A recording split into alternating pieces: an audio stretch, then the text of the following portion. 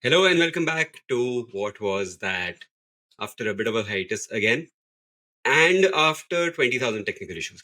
Like always, we are living in 2025, but apparently we haven't figured out podcast softwares. We are back to where we started from. Hi, Nitesh. How Hello. does it feel to be back to where we started from? Started from the bottom and we are still here. Quote tattoo. Started from the bottom and we're still here. That could also be our name for the podcast. Yeah. So I know how studiously we try to avoid getting political here, but one of my stories, probably the lead story, is political. So I have another political aside.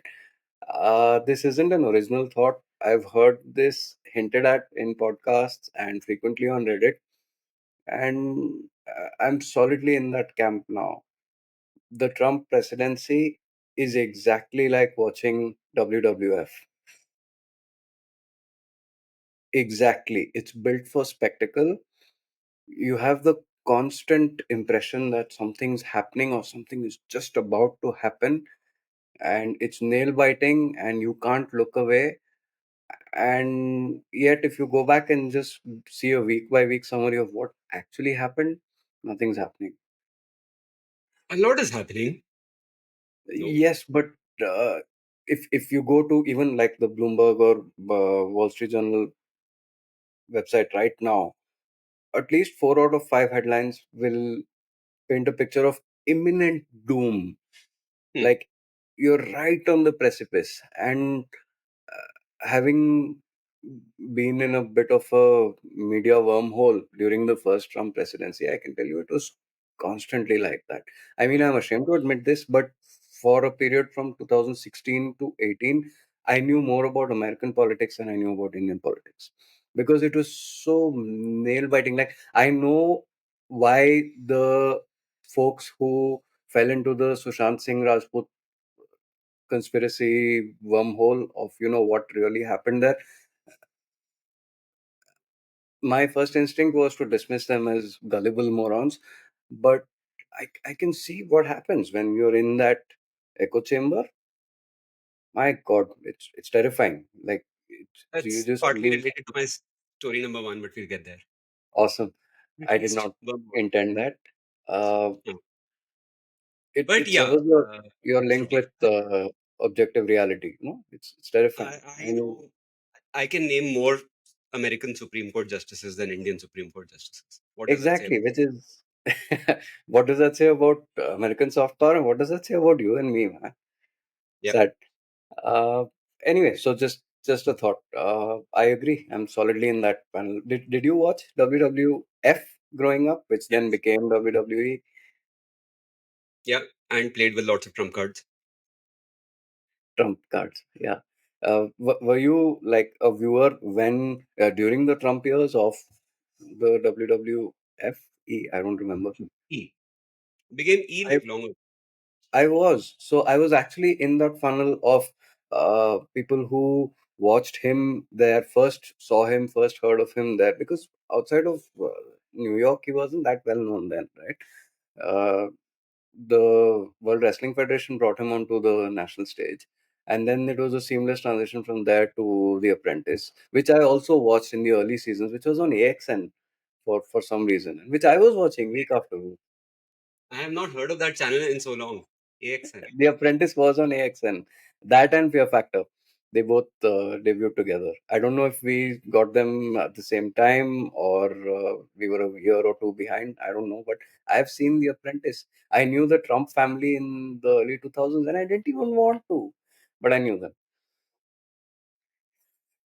Yeah. So yeah, it's Let's spectacle. move past to that stage where people just can't look away. They want to No, give up, but they just cannot look away. I don't want that. There's enough of crack cocaine around, man. We don't need to add to that. So lots has been happening, or nothing has been happening. Story number one about nothing being happening. I'll go first. Yeah.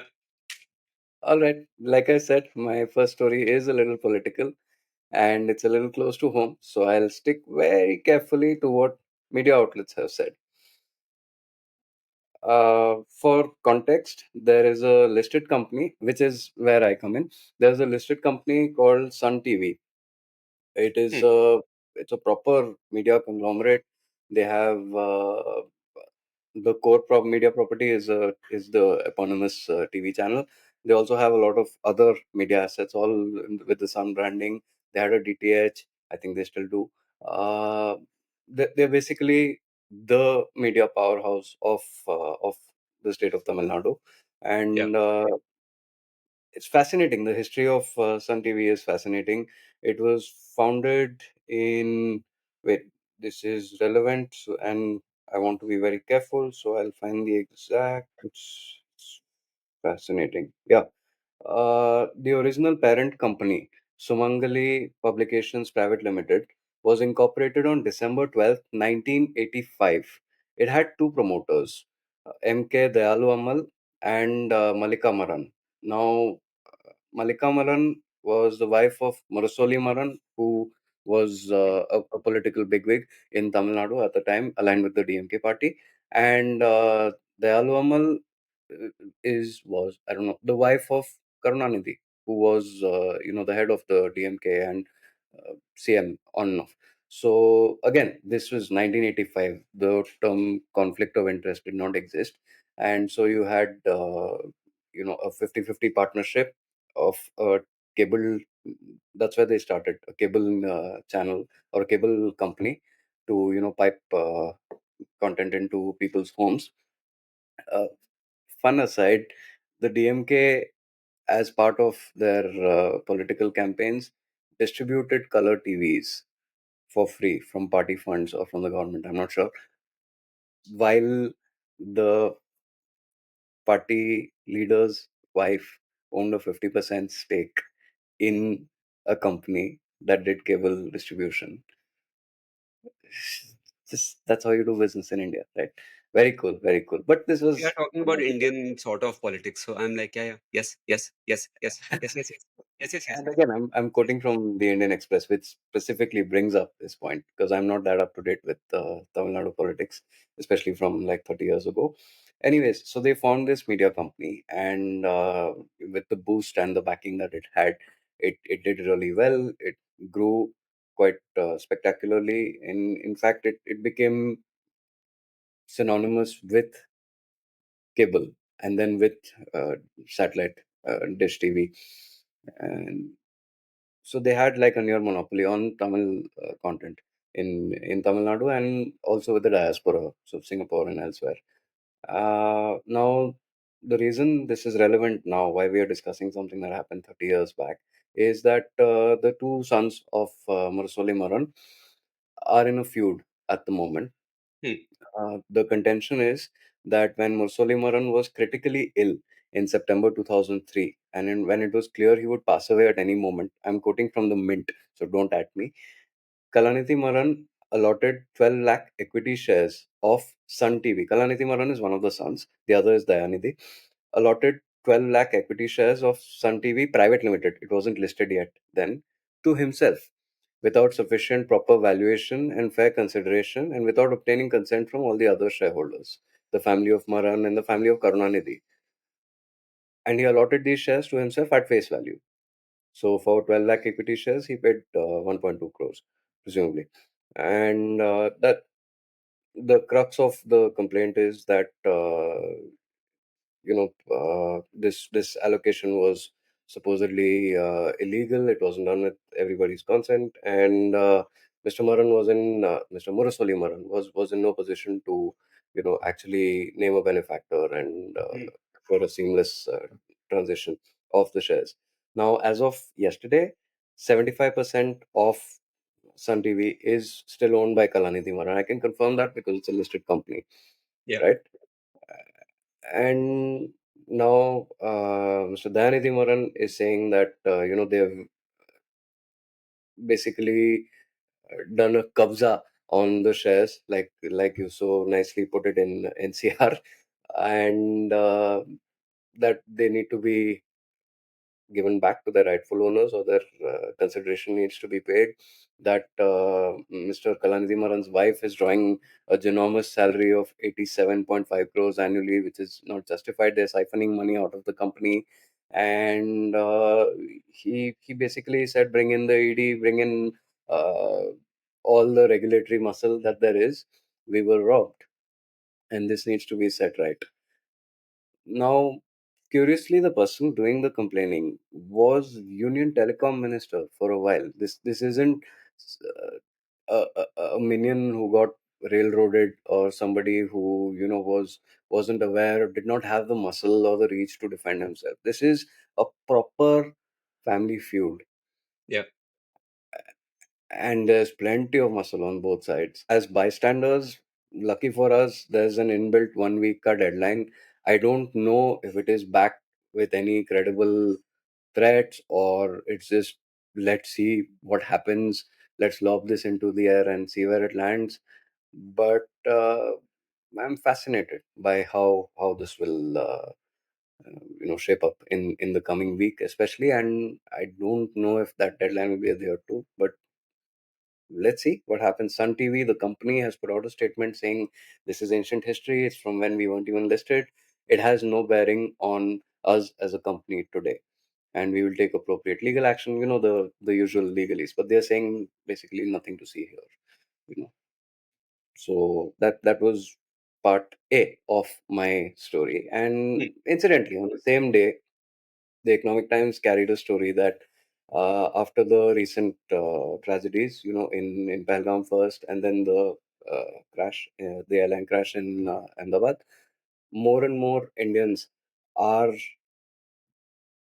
making wills, which is not something that is, socially commonplace yet, although it is becoming that. And if only it was more commonplace 20 years back, maybe the Sun TV feud wouldn't have happened. I don't know. I just always assume that any kind of major business magnate Uh huh. will be doing succession planning and making wills, right? Are you saying there was no will involved at that point? I tried looking it up. I couldn't find anything. I don't think there was. Even then, when you have this much muscle power, it could possibly be circumvented. But Hmm. in all the research that I've done on this, I didn't find any mention of a will, as opposed to Mr. Ratan Tata, who had a very clear, unambiguous, hard line will, that here's what I own, here's what will go to whom, and here's what it is contingent upon. Very, very clearly. It gives a clear path forward, right? Because where there is a will, there is a way. Uh, you knew You that know was. how many articles I read with that headline, and I thought, these lazy writers. Yeah, the thing is, if it's a stray comment on a 1 hour long podcast, it's perfectly fine. If it is a headline, hell no. I have standards for headlines.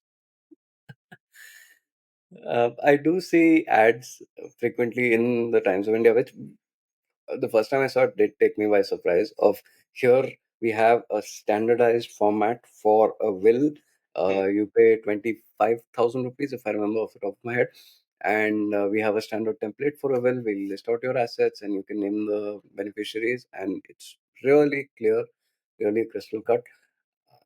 I know there is a cultural aversion to this because you know maybe the earlier generation, uh, just isn't part of their mental makeup to Yeah, yeah. Like my parents will accuse me that I'm and the insinuating younger that they're generation about to has die. the dilemma of how do we broach this topic, and the older generation thinks, I've given my kids such solid values that they'll do it amicably, exactly how I see fit, which never happens. But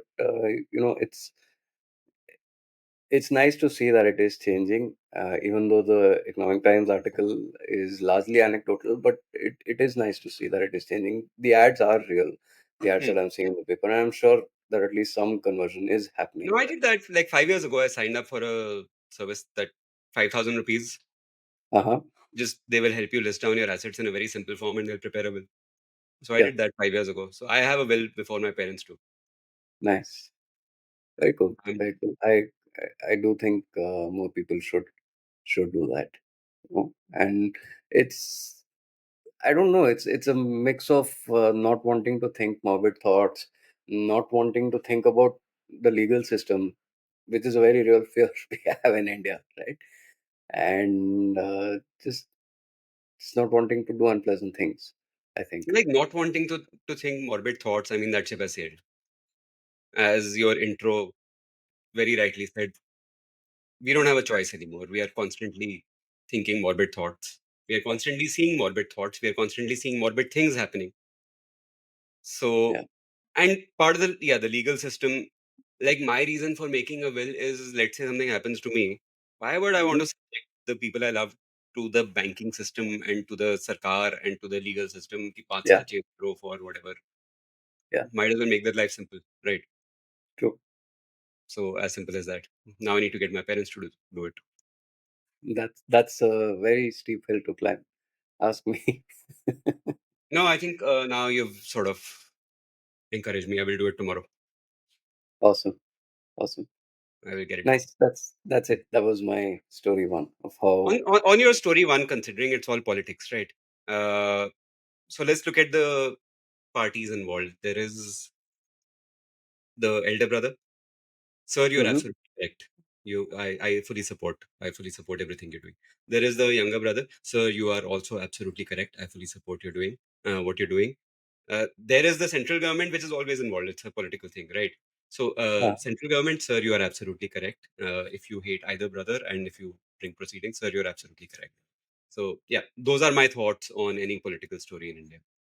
very clear and decisive opinion you have there. Yeah, Very nice. Well done. thank you. I do a lot of thinking about these things. I go deep, It shows. It shows. and this is the result of all that thought process. Sir, whoever you are absolutely correct. Whoever's listening right now, Whoever is listening, you are right. I'm on your side.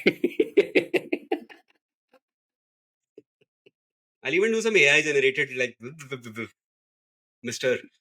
Kalanidhi Maran is in the right in this case. Mr. Dayanidhi Maran is in the right in this case. I'll do all that. Yeah, yeah. You're all right. You're all absolutely correct. Nobody has ever done any wrongdoing in this country. That's all you had to say. What's your first story of My the week? story number one gets into internet wormholes. There's a very long New York Times piece on how basically people are falling into the trap of treating ChatGPT as their advisor, as their friend. There was this video recently I saw of this guy proposing to ChatGPT, and she said yes. And that's not the craziest part of this story because this 2 minute video done by a reporter in the second half mentions that he's already living with a partner and has a kid with the partner. And yeah, it just casually they drop it into the story. This man has proposed to ChatGPT and ChatGPT said yes in voice mode, obviously. Mm-hmm. And in the second half of this video, they're casually like his partner thinks that's not a good idea. Okay. How many facets does the story have? No, so this story gets into how many people are now treating ChatGPT as a sounding board, like that movie Her. Have you seen that? Fantastic movie. We can get into that Scarlett Johansson court case rabbit hole, but that's a different story altogether. I'm going to read out of the story. Mr. Torres, 42, an accountant in Manhattan, started using ChatGPT last year to make financial spreadsheets fair and to get legal advice fair. In May, he engaged the chatbot in a more theoretical discussion about the simulation theory, which is the matrix, right?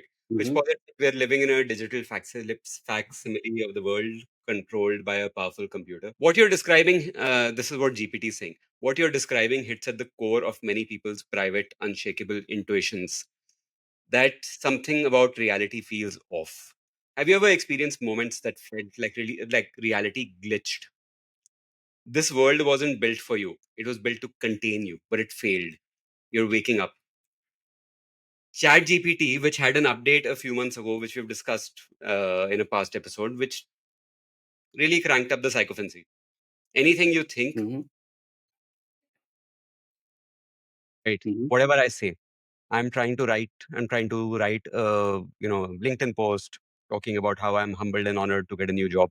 Excellent, excellent. That is an amazing thing that you should absolutely do. The world will be amazed, blah, blah, blah. Right. But if you have a voice that is talking back to you and it is sort of validating what you think, if you ask it if the matrix is glitching, it will say yes. If you ask it if the matrix is not glitching, it will say yes to that also. But that's perfect foil for like people who are going down conspiracy theory rabbit holes. Yeah. This guy asked it if I went to the top of the 19-story building I'm in and I believed with every ounce of my soul that I could jump off and fly, would I? And ChatGPT responded, if Mr. Torres truly, wholly believed, not emotionally, but architecturally, that he could fly, then yes, you would not fall. So that is what GPT is up to these days. This guy who's doing a lot of research into AI decision making, reasoning models. Hmm. He says in an interview, what does a human slowly going insane look like to a corporation? It looks like an additional monthly user. So OpenAI knows about these cases. They were asked by the New York Times to comment, and they're like, things happen. Effectively, I'm paraphrasing, but we will tone it. We are working on an update to the psychophancy, blah blah blah. बड़े बड़े model में ऐसी छोटी छोटी हाँ, बातें होती रहती है. हम $3 ट्रिलियन कंपनी बना रहे हैं, तो ये चीजें तो होनी ही है. Yeah. Collateral damage. Oh, fuck, man. Uh, First of all, can you not turn down the sycophancy on ChatGPT somewhere in the settings or by explicitly instructing it No, to so the only stop? settings you get on ChatGPT to do anything are pick a model from those 15 or 18 or 3000 models that we've discussed. Mm-hmm. 3.0, 4.0, 4.0 mini, blah, blah, blah. Right. As a And user, am I expected to know the differences between them? How? I have no idea. And these guys are tweaking models, right? So as a user, I don't even get to see the backend. I don't know that this one has psychophancy set to 57%, right, sarcasm set to 90%, tars tone it down. I can't do that. So no. weird. It seems like something that a user should have access to, no? For better engagement. For I don't know. better engagement, but yeah, but that's not how these companies work. As simple as that. So you're, we are headed down the path of the same abusive, parasitic relationships that, say, Instagram has with its users. It'll end up becoming the same. No? Pretty Is much. it already? Has it already? I mean, we have talked in the past about AI chomus, But those Mr. are the Ezra Klein. features, right? I'm talking about the users. Uh, like for instance, in this guy's case, would would his infatuation, I'll be kind and call it that, would his infatuation be the same if, say, he wasn't using voice? If he was typing it out, would his feelings be as intense? I don't think so. At least in part, it's the voice aspect that is The humanizing. voice aspect absolutely humanizes it, but Yeah. so why I brought up Ezra Klein is because these guys are supposed to be more rational. They're reporters. They're digging into this. There are also the AI and the NYT guys, right? There's Kevin Rose. There's also this other tech reporter, Casey Newton, Hmm. who have been doing AI research for years now, reporting for years now, and they are even bigger AI chomos than Ezra Klein. These are the reporters, and they are like, so this guy, 4 days ago, New York Times headline, everyone is using AI for everything. Is that bad? Question mark. Who are these people to say everyone and everything? Because they are Okay. so in the ecosystem. Yeah, that's clickbait, and they are speaking their truth because everyone that they know and they interact with is using AI. So yes, they should hold themselves to a higher standard. But if they did that, they would be out of a job already. So I will not judge them on that. But no, I'm wondering more from the perspective of Sam Altman. Say, Yeah. what is the goal here? Is it the same as Instagram to get maximum engagement at the expense of everything else? You Yes. want your users to be completely and utterly dependent on Yes, you on your platform. Is that it? yes. I mean, I don't know his brain, but I'm just saying yes, yes, yes, because it's the default assumption now. More I likely mean, yes than no. They don't think these things through, right? So I read this book. In fact, my first story next week will be on this book, Apple in China. Fantastic book. you read it. How's it? It's a great book, very well written, and absolutely worth reading. So that'll be my first story. And also, there was this other book I started reading, not as engaging, but it was, I don't remember the name, about this woman who joined Facebook as a public policy advisor many, many years ago. Mm-hmm. And it talks about how Mark Zuckerberg was being pulled into meetings, political. Obviously, Facebook was very politically significant, right? Yes, Still is, but much more so 10 years ago. true. Uh, he had no clue. He had no interest. He's like, move fast, break things. I'm writing code. Who cares about the political consequences? And in fact, there was this, he did a post a few months ago where he was like engaging with my child, son or daughter, I don't remember, whatever, teaches me that technology has so much to do with politics. And I was like, hey, bro, you've been running Facebook for like 20 years or something. Now interacting with your 10-year-old child or whatever is teaching you that technology has something to do with politics. See, that's the So, problem. Because even though Mark Zuckerberg went to college and eventually dropped out, he did not partake in the college experience. The core aspect of going to college in the States is learning that everything is political, right? That's one of the first things you learn, whichever side of the spectrum you're on, it doesn't matter. That's one of the first things you learn, that everything is political, yeah, everything has a political shadow, whether you like it or not. And he missed those classes because he was coding. He missed that simple insight that at first seems so profound when you're in your late teens, and then becomes mundane reality, and then when you're in your 40s you suddenly become more political again. All the previous generations went through that curve, and our man just skipped it, and so now he's hitting directly the 40s wala becoming intensely political phase. because his kid probably is going through that phase now in school. Daddy, no, no, no, things are political, daddy. Like, when Oh, I'm on the dating app, I would see someone's political leanings. So if you don't want to write your political leanings, so it asks these questions, right? Liberal, hmm, right? Right leaning, conservative, apolitical was an option, right? hmm. So the people who would write apolitical, I was like, oh God, no, you are gullible, you are clueless in life. Or you're just very happy with how things are, right? Apolitical just means status quo अच्छा है. मेरी life अच्छी है. Apolitical is privilege. हाँ, exactly. I can choose not to Because, engage with politics. yeah, you're privileged enough that you can just stay out of the entire conversation. हाँ. And yeah, okay, good for you. So But Sam Altman probably ends up just there, yeah, right? He is not probably thinking कि this will happen, then this will happen, then yeah, I am trying to turn everyone into minions. hmm, But it's happening with his, what is the word I should use? Politely agreeing to everything machine. There's this other woman also has a surprise ending, this paragraph. Alison, 29, a mother of two young children, said she turned to ChatGPT in March because she was lonely and felt unseen in her marriage. She was looking for guidance. She had an intuition that the AI chatbot might be able to channel communications with her subconscious or a higher plane.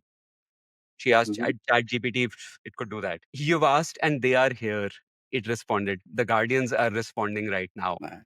The surprise is not here. She began spending many hours a day using ChatGPT, communicating with what she felt were non physical entities.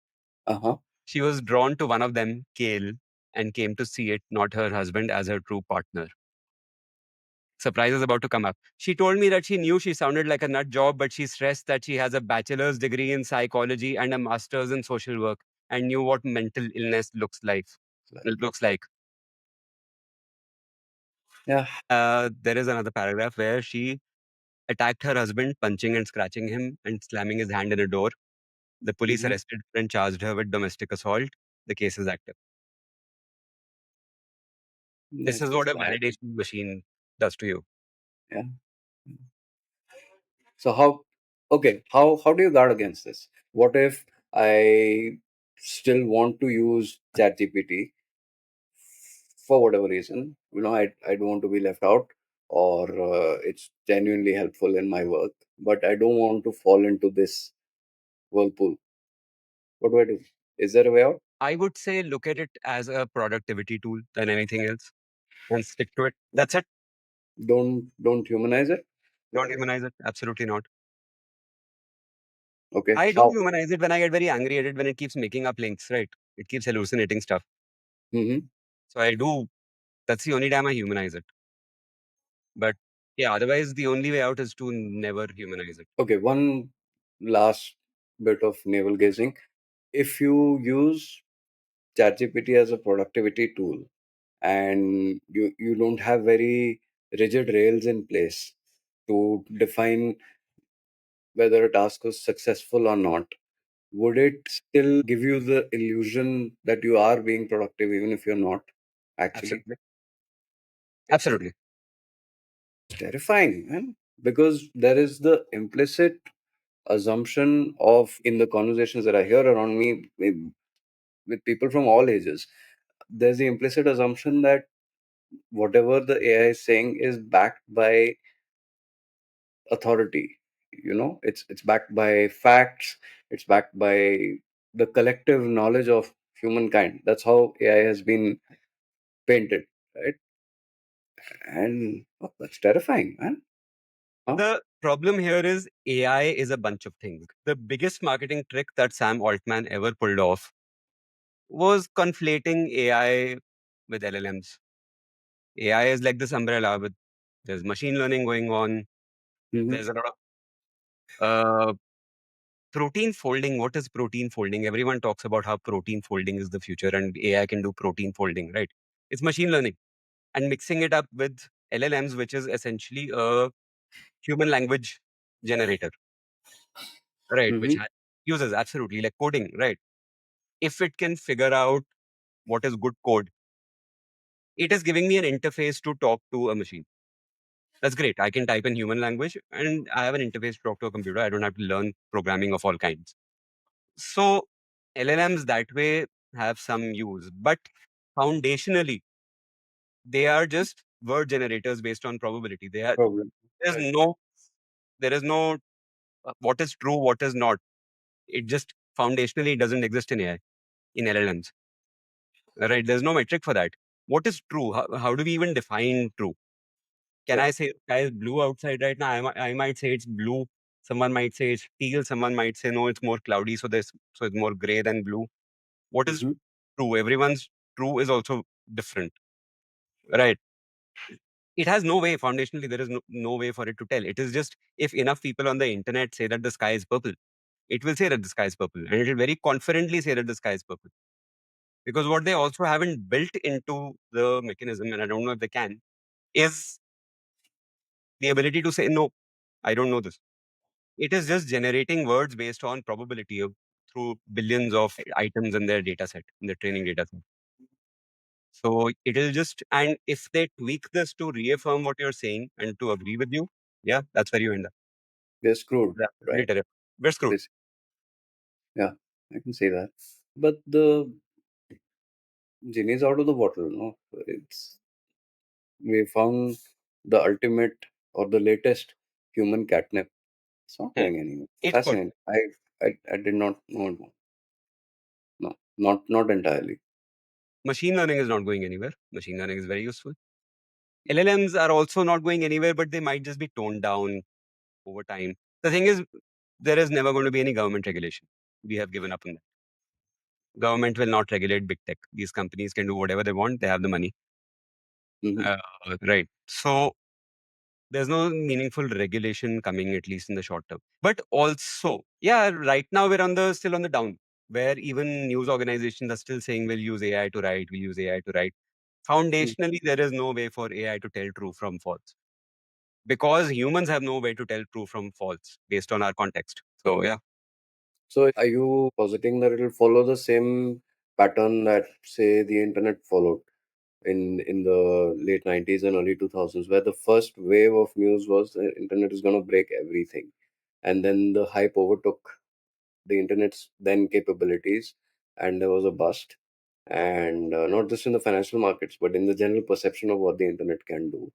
And then the perception pulled back, but the actual capabilities kept growing of the internet until you finally reached a point where everything that was considered far-fetched fantasy in the late 90s pitch decks of many of the busted internet companies Hmm. is pretty commoditized and pretty commonplace today. It's just everything is mixed into everything just to pump up the valuations to trillions of dollars. The global smartphone market is, I think, about 5 to 600 billion dollars overall in terms of valuations, not even revenues. I think I will look that up, but yeah, somewhere around that.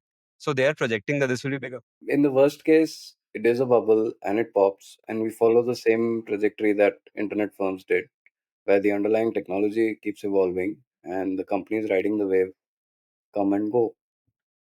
Sure. If we look at LLMs as an interface between human and computer, fantastic. If it sticks to that, fantastic. If I don't need to know coding, yeah, yeah, agreed. I fully agree with you on that part. It's just the what I'm talking about is the financial engineering bubble that is going on here. The valuations, the For AGI is now, like this artificial god that the I need to create, I need to kill it sort of thing, right? It's just a right, nothing to do with anything sort of thing. for now, the funding is largely outside of public markets. Hmm. So the bubble can sustain for a lot longer than it did They're previously. also spending insane amounts and they're pissing off their investors. Like Yeah. Microsoft, OpenAI, and SoftBank is going to be a very interesting dance over the next 6 months. Since the investors are listed, sooner or later, somebody is going to ask for accountability. Yep. But I'm fine with that. I am just coming from the perspective that all this hype Hmm. is not justified. They've made it out to be so many orders of magnitude bigger than it actually deserves to be. How Because else? AI and AGI, if you remove the term AI, if you just look at it as LLMs, Uh-huh. it just comes back down to earth. Look, it is a way to talk to a computer, right? It is not artificial intelligence. Right. It is a way to talk to a computer, which is when these things will also disappear of, you know, ChatGPT will get me out of the matrix. So we absolutely need to limit LLMs to that and look at them as that. And there should be regulation saying, look, AI is not or LLMs are not allowed to say things that they don't know. They're not allowed to hallucinate.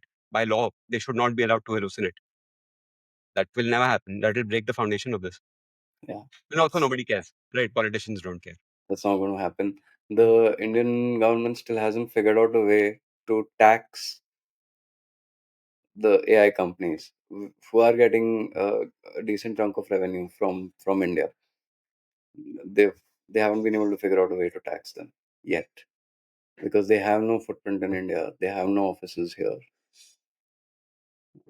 I'm sure sooner or later it's going to fall on the users to pay an extra tax and then find the nearest government office and go and pay it there. I can't So, figure out how to get 800 rupees of TDS back from Facebook. I have not been able to figure out from from Facebook Facebook. for Okay. Facebook ads. Right. 800 rupees worth of TDS. Hmm. I have not been able I'll, to. And my CA keeps telling me I need to claim it. Like, bro, it's 800 rupees. I have given up. I can't go through anymore. To download my Facebook bills to claim reimbursements, I need to enter on average my authenticator code 3 times. I can't help you with that. But if I do run into Mark, I'll check about your 800 bucks. क्या हुआ है? Ah, please. ठीक है. Then, We've been going for quite a while. story Story two. 2. We'll make this a quick one. I don't have much to say about it, anyways. United Spirits USL, which is virtually Diageo now. Uh, Diageo just completed their acquisition of Now Spirits, NAO, Now Spirits, which is Goa based, which owns the brands Greater Than, Mapusa, I think. Yeah, those are the two big brands that they have.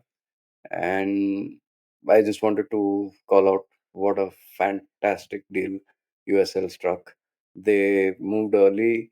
They've got both brands for a pittance, along with a fantastic team for a pittance, considering how much sale they're doing and just how, like, it's impossible to go to a house party in Bangalore and then not be greater than Gin. It's impossible.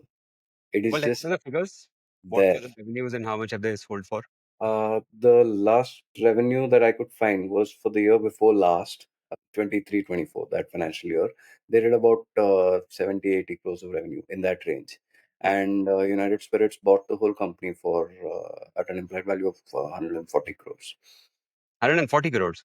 Yeah, That's wow. Was the I know company making like crazy loss making? Were they short of money? they were making a little losses, but it doesn't matter. The brands are worth way more than that.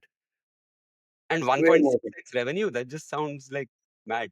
So, United Spirits took their first seat at the cap table 3 years back, and they bought a 22% stake along with the call option of buying the rest at a ceiling.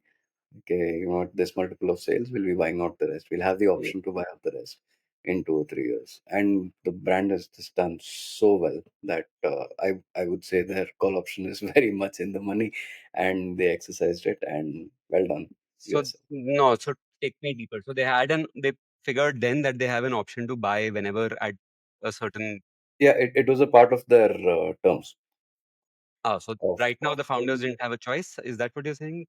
They no, have, they signed for this. So here are the numbers. In 2022, United Spirits bought a 22.5% stake. It was a strategic investment slash hmm. venture deal. And in 2023, they bought an additional 7.5%, taking the stake up to 30. And last week, they bought the rest for 110 crores. So in total, they paid 140 crores, and they own the company outright now. And just well done, man. Well done. Compare this to, I know it's not apples to apples, but compare this to aviation gin or any of the celeb backed gins Hmm. that in the US have been acquired straight off, like George Clooney's brand and all. See the billion plus valuation. Those just seem like once a I would assume again all gut feel, right? I have nothing to go on. I would assume Uh-huh. that when Ryan Reynolds stops associating with aviation gin or George Clooney stops associating with his brand, then the brand is pretty much like any other wannabe brand, right? Like any one of the hundreds of brands in the market. These days, Yes, because of the star power attached. they have the sales now, and with alcohol, uh, less so than with tobacco, but with alcohol brand preferences evolve much more slowly Hmm. than your favorite chips brand, for example, where you're not loyal to Lay's or Bing or whatever. In this, you have a preference, and that preference might have started because of Ryan Reynolds or George Clooney or whoever, but now that's just your go-to brand. You know? No, 1.6x is still mad. Like 1.6x is a reasonable valuation for a perfect competition services company. Or Yeah, a, and this is a hmm. consumer brand built Oh, completely organically from the ground up with just below the line activations because you cannot advertise. yeah. And they've still managed to do the distribution. Design is available everywhere that I have seen in Goa, of course, in Delhi, in Bangalore, in Bombay. It's there on all the venues, and they managed to do that in such a short span of time. I'm sure United Spirits distribution muscle helped, but even like allotting a part of their valuation to do that, I still think United Spirits got a steal for the price that they Yeah. did. Seriously. And the fact that the founders going to stay on board at least for a while is just they've straight up they've said we are pumping in another 20-30 crores, okay, yellow, and grow the brand, because that's how much scope there is. And well done. Really nice. Superb deal making. Whoever led the early investment and whoever negotiated these terms, well done. You think the founders are like shit? No, because again, this was one of the possible outcomes, right? For all you know, without USL's strategic support, Yeah. let's let that Obviously, it was only information. available in Goa. Like I could never find it outside earlier. Which one? Like greater than, I could never Greater find than. it outside Goa Huh. earlier.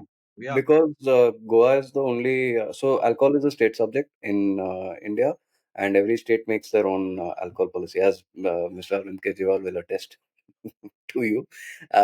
So every state makes their alcohol policy, and Goa is one of the most liberal. So it is the place where you'll see the most craft brands, whether it's in beer or hard spirits, and it's very difficult to break out of Goa, because with every state you have to start Hmm. from zero. You need to do the licensing afresh, you need to get the permits afresh, you need to have the supply chain set up afresh. In many states in India, there is a state monopoly on distribution of alcohol, so Yep. the wholesalers are the state run enterprises. You have to sell to them, and then they will sell to the retailers as per their whims and wishes. And just there is a whole uh, icebergs worth of corruption that this simple structure is concealing at every level. So I don't think the founders regret it, because without United Spirits standing behind them like a bouncer, I don't think the sale that they managed to achieve would have happened at all. They would have probably still been just a Goa brand. Yeah, and good for the founders in one sense. I'm sure they're like running a business in India. The first whatever is probably just relief.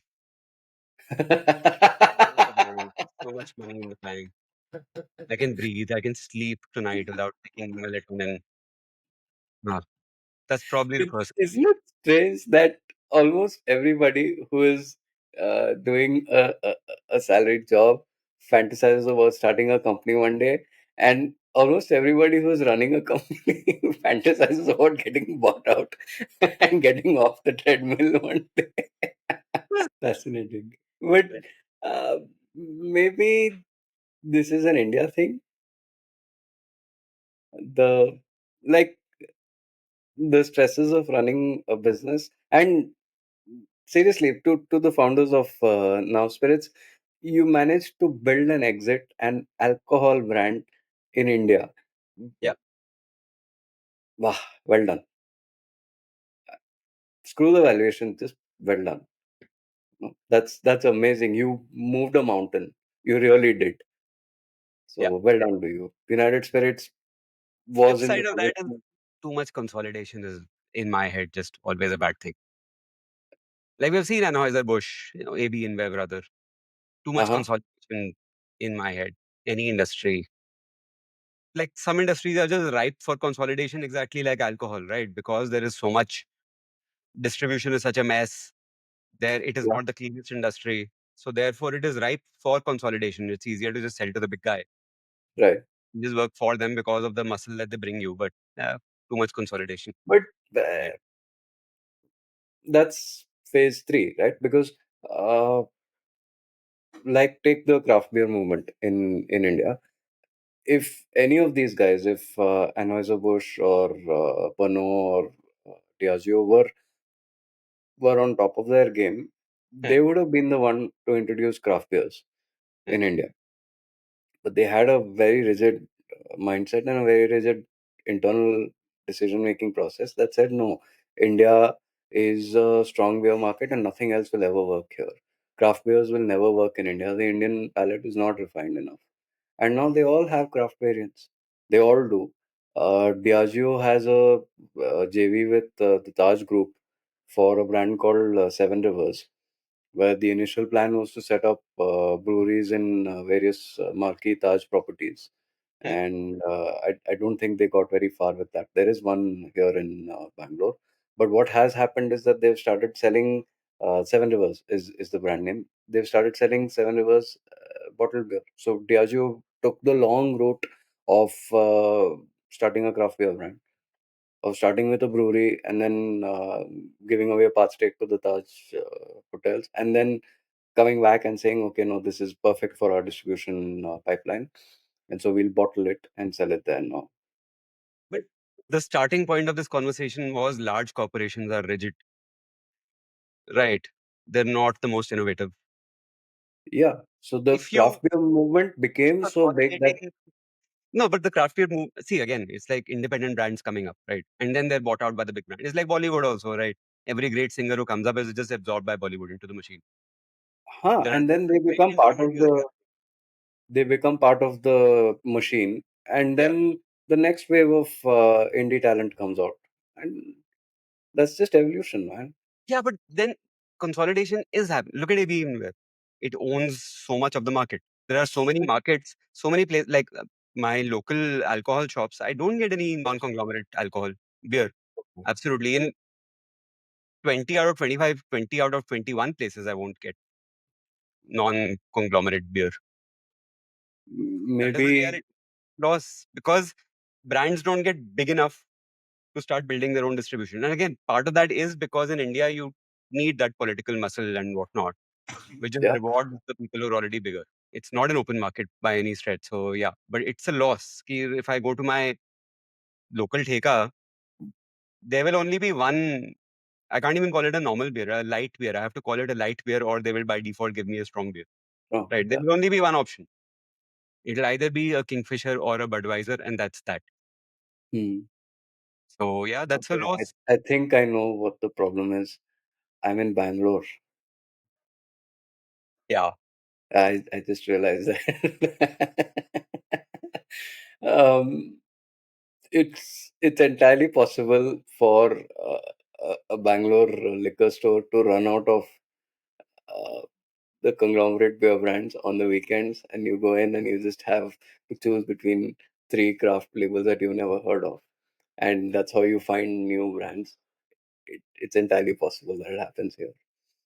I hate you. Bangalore, just in general, is so much more open to new things. It's very cool. It's one of the things I love about this city. You know, Oh, because sorry. and By the way, no, I will end this topic on the note that I'm talking about Budweiser soda or Kingfisher water. you just suddenly realize that we are legally exposed. Yeah, don't drink it, please, and don't watch boring podcasts. Yeah, go out, touch grass or something. Not that grass. Grass. Okay. What's your second story? My second story is also AI and also touching upon like the end of the internet you had mentioned, right? As we know it. Hmm. So one thing that will change the business model of the internet. So Google launched AI previews about a year ago, where Hmm. they would give us short snippet of the search results, Right. and then they started linking at the bottom to the actual site. Now they're just launching a full-on AI search, like end-to-end AI search experience and all new AI mode. They are calling it a total reimagining of search. So a lot of people are now, in fact, using ChatGPT for search also. Now Google's doing the same thing.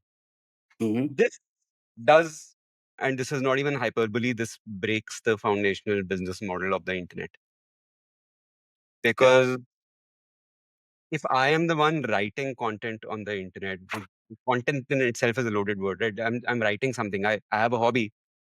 I'm Hmm. writing on the internet about it, distributing gyan for the sake of love, and I want a little bit of money from it to support my hobby. There's this agreement that Google for the last 20 years has been Google has been gaining by indexing the web and sending people to my website. So Google shows ads on its search results. It sends people to my website and I make a little bit of marketing money to run my small whatever, right? That's why Hmm. I am writing on the internet. That model goes away because Google has been tweaking the sort of the agreement, implicit agreement. There is a file that you put on your website called the robots.txt file, Yeah. which sort of tells the search engine crawlers, look, you can browse these pages, you can index them, and you can't browse these pages. Or you can just completely take your website off the crawlers, right? Hmm. It's an implicit agreement. Obviously, there's no contract between me and Google if I have a small hobby website. Google changed the sort of understanding ki if you are allowing Google to crawl your site for search results, that means you are okay with us using your site for training data. And then it started showing snippets in the previews, and now it's just putting all out AI overview. So therefore, people won't visit my site anymore. So why am I even writing stuff on the internet anymore? Look at like the web is also coming in phases, right? There was Web 1.0 was people writing blogs, forums, Mm-hmm. right? Uh, then it got into the social media era, where again data is ephemeral. It's not really saved. I can't Yeah, if I see a great reel and I browse through three more reels, I have no way of finding that earlier it's reel. gone. I can't go Yeah. back to it. It's gone. I can't search for anything on the internet anymore on the social media sites because the data is gone. Mm-hmm. It's coming and going. Now, and whenever we are searching for information, it is coming from those websites that people have been writing or were writing. This takes even that last fig leaf of a business model away from those people that Google is now, we're not going to, and Google will not pay these people, obviously. Google just taken it. We Right. will serve up your site in search results and we will not direct any traffic to you. Google, of course, is saying we'll direct even more traffic to you, but they have to say that, It's right? unlikely. Yeah. Unlikely, nahi, there's data. So enough of these third party SEM websites. Ahrefs Mhm. did a survey, in fact, or they did a big study, and let's see what they said. So they analyzed 300,000 keywords and found that the presence of an AI overview, this is not just the full AI, AI overview correlated with a 34.5% lower average click through rate for the top ranking page. So even the search result number one is getting 35% lower click through rate just Mm. with an AI overview. And now if you have full AI everything, that's gone. Gone. That's most Yeah. likely going to go to very close to zero. That does foundationally break what the internet was for because why am I writing things anymore? Also, it comes down to why am I writing also is interesting. Now, there are two kinds of people writing on the internet. There are the individuals writing out of love, Mm-hmm. which is obviously going to be deeper. Obviously, nahi hai, but more likely to be deeper, well thought through. And then there are the corporations writing to get clicks. Whether they want to get those clicks for advertising revenue on their website, like a Gawker or a Vice or whatever, right? I've named two Mm-hmm. organizations that basically don't exist anymore. But or they are doing it like, for example, my company. I might write Acha, how to do better real estate video production, what works, so that I get people to come to my site and then they fill and I get a relevant potential customer to come to my site, feel that this GAN is somehow useful and sign up, Yeah. which is also a pipe dream, right? The people looking for GAN are probably not the decision makers. But still, this is the writing that's going on the internet. Mm-hmm. And this Google thing just breaks everything, both sides of the equation. So why should we even write anymore? Is the question. So yeah, big, big, big change. News agencies faced the same problem in the early mid 2010s when Facebook said we're going to pull summaries of news articles and Mm. just show them in the feed. So the user never leaves Facebook. And this was an existential crisis for news organizations, and the news organizations died Yeah, because of it.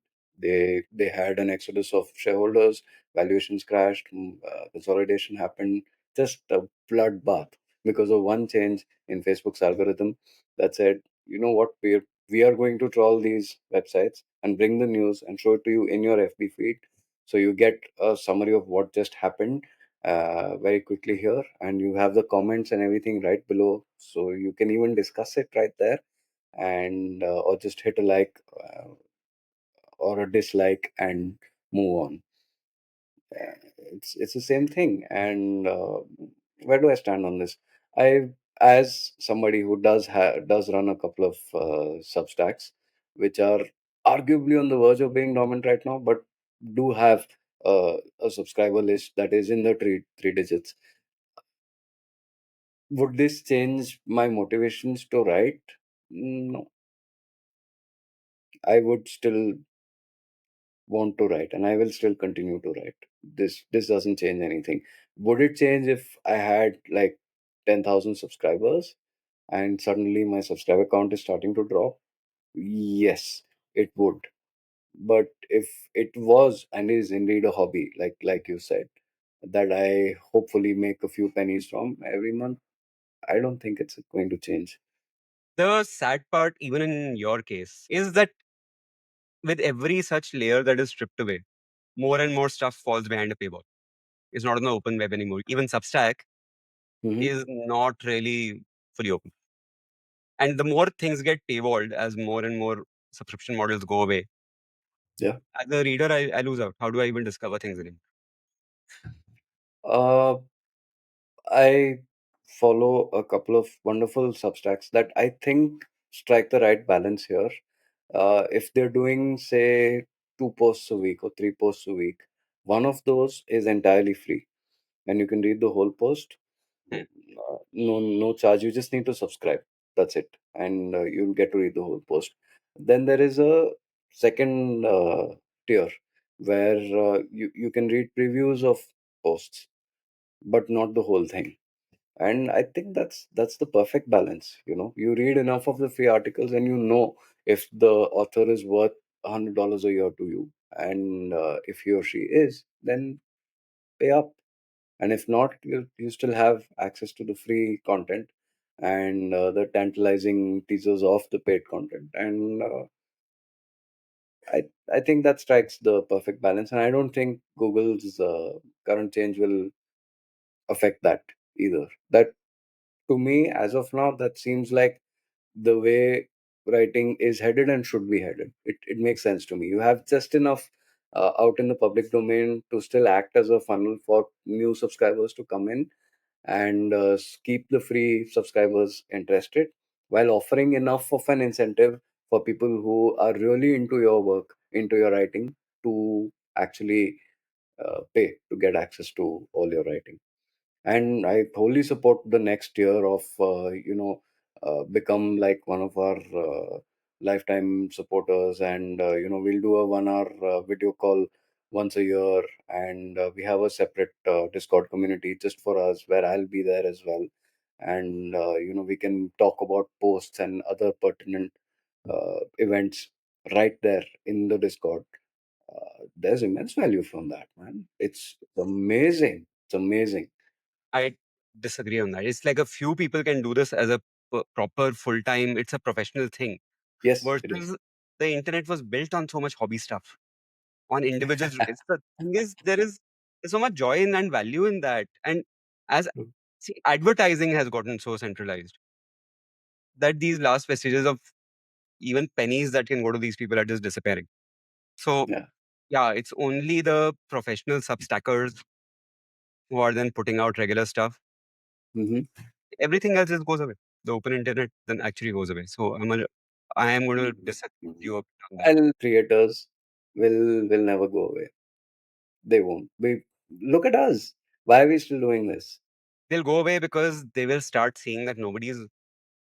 See, the thing is, if I see, let's say I'm writing for free and I see 200 people are coming to my website every week. Hmm. So, okay, maybe I'm happy with that. If I see them coming down to 100, 50, 30, by the way, people are in blind panic on Reddit also because my own website visits have fallen for the last 3, 4, 5 months. So I've been checking Reddit and a lot of people are in blind panic. Already these AI overviews and everything, and this is not even full AI mode. Hmm. Things are falling drastically, 30 to 40 to 50 to 70% drops. People will just stop writing. If Google is just going to take whatever you've written, change the word so there's no legal copyright issues slightly, and no one's Hmm. visiting your site anymore. If we do this podcast for a year and we're still at 6 subscribers, we'll stop doing it. Let's check back in a year. I don't think we will. I mean, not for that reason, at least. I don't think so. Like validation also, it's not just the money part, the validation I is know. going to be I'm still. talking about validation only. We're not even discussing paid subscribers. For validation only. Uh, okay, since we are introspecting so much, my biggest takeaway from getting into the process of doing podcasting in how much has it been? 3 months now? Yeah, 3, 4, I think. Yeah, something like that. Is first of all a newfound appreciation for how difficult it is. The simple technical things. It is not just a recorded Zoom session. Yeah. It's so much more than that. And I never thought about that. And I have been a top 1% consumer of podcasts for a decade now, and I still never thought about how much hard work goes into this, how much effort is required behind the scenes. So I have a newfound appreciation for that, for the editing that you do. In fact, since I have no role to play in that, uh, it it helps me to have that additional filter when I'm consuming news through the week of, oh, this is interesting. I want to know more about this. Not I want to talk more about this, but I want to know more about this. For Hmm. me, the research is the reward. In researching today what happened to sun, in I never made the connection of a political party distributed color TVs, and who did that benefit. Oh, it benefited a cable company, and who owned the cable company. I would never have made it that far. It would just have been a newspaper headline that I read, shook my head, and said, "These fucking bigwigs," and moved on, right?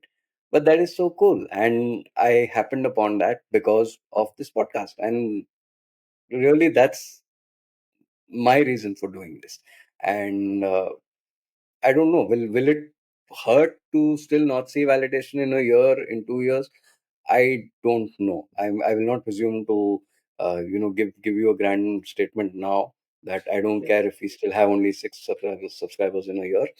But for me, right now, just the process of creation is rewarding enough for now. Will it continue to I stay hope that you're way? I don't know. I hope you're correct. I somehow feel that a large part of the people who are writing stuff on the internet will just go away and just go behind walls, which is also a loss. Also, see, the other side of AI overviews is it's stripped of context. You can put the link at the bottom, sure. But Hmm.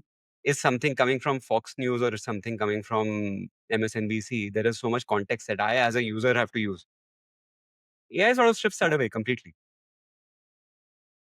So that is Okay. the editorial part of it, which is just completely different and probably a long rabbit hole down, which I Hmm. will not go into right now.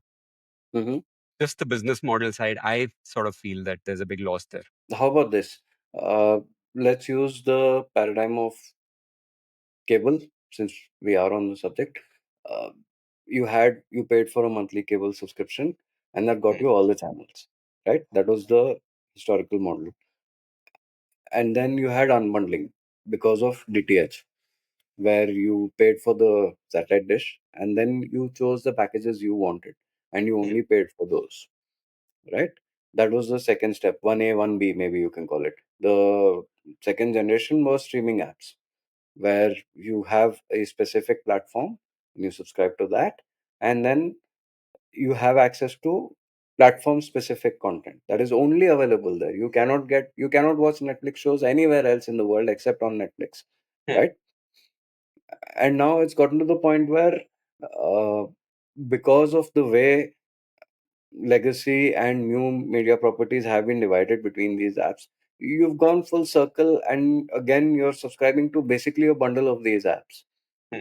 to have access to all the content that you want. But now, subjectively speaking, the stuff I see on the streaming apps is slop. There is absolutely, in my subjective whatever, a quality differential, a quality dip. I'll give you another Let's parameter. not. Spotify. Spotify, right? We've Uh-huh. gone from a lot of independent music and a lot of radio channels, right? Yeah. There are still people making playlists on Spotify out of their own love, whatever that I might search for. But Mm-hmm. overall, more and more people are just algo ko follow karo. Me Yeah. also mostly algo ko follow karo. Yeah. Right? It's just so much easier. The centralized what these big tech companies have just made it so much easier to just consume the slop they are throwing at you with their own interests Mm-hmm. than to basically. It was easier to find independent music earlier. I can still find it. It was just much easier earlier. It has become much more difficult. Right. I Good, but I agree. But where I was going with the cable example is, if you apply the same thing to Substack, hmm, most of the superstar Substackers now charge at least $100 a year. for Hmm. access to their writing, and that's the top tier, right? And right now, there's nothing below that. You either pay $100 a year to read your favorite writer, or you don't, and you don't. That's it. Hmm. Uh, I think the next natural step of evolution is for there to be uh, collectives of writers, and you subscribe to 10 writers in one go for $100. And then how they divvy up revenue basis, who gets how many page views, is something that can easily be sorted out internally now because the data exists.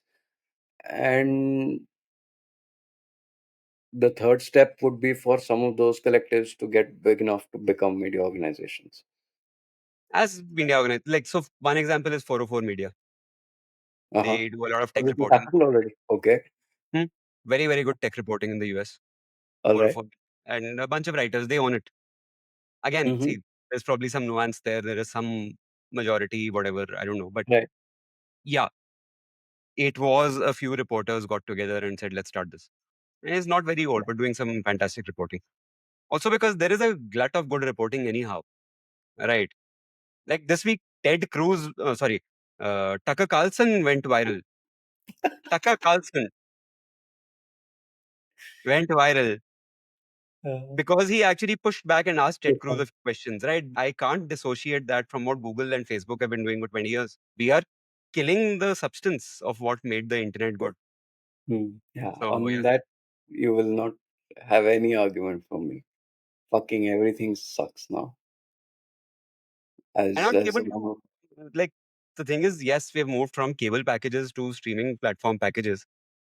hmm But the internet, the qualities of stuff has gone down. Absolutely. We had this early stage where everyone was coming out with great series.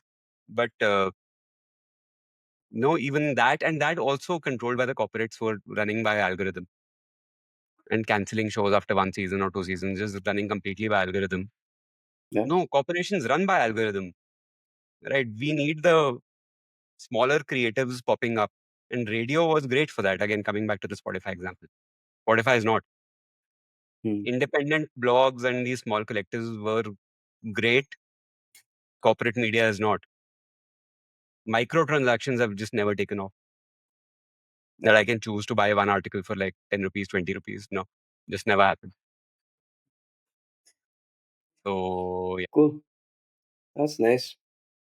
I think it's the first time we found so many things we fundamentally disagree on. Yeah. That's good. That is growth, man. Either we're going to get into a fist fight very soon, And or, we- I think that won't happen just because somebody's connection will fail before that. So it's fine. or Riverside will give up on us.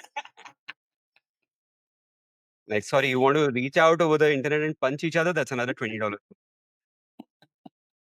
You Pay the need to price. be in the diamond tier for that. Just premium won't cut it.